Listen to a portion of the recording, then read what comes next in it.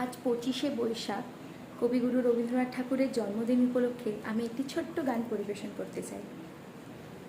বড় আশা করে এসেছি গো কাছে রেখে দাও, ফিরায়ও না জননী। বড় আশা করে এসেছি গো কাছে রেখে দাও, দিনহীনে কেহ চাহে না তুমি তারে রাখিবে জানি গো।